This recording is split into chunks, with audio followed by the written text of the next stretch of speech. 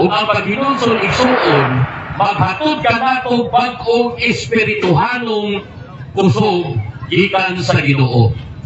Pinagkanako nga hinungdan nganong itugyan nato sa Dios ang tibuok natong kasing-kasing, kalag o gunahuna, tungod kay ang Dios maghatag o bag-ong kasing-kasing o bag-ong espiritu ngadto sa mga tao nga napasikuli niya.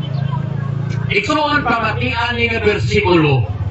Sa Ezekiel chapter 36 verse 26, hatagan ko kamo bag-ong kasing-kasing o bag-ong espiritu o kuhaon ko ang inyong kasing-kasing nga gahi sama sa bato o ilisan ko kini kasing-kasing nga masinugtanon. Mao ni ang hinungdan nga matingala ka nga usa ka tawo nga grabe ka kriminal kaniadto sa dihang midangop kang Kristo.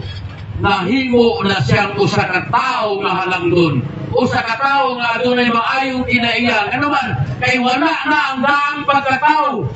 Gitangtang na sa Dios ang kasing-kasing nga bato o gipuliha kasing-kasing nga masinugtanon ngadto sa Dios. 2 Corinthians chapter 5 verse 17, ang anak kang Kristo bag-o na nga binuhat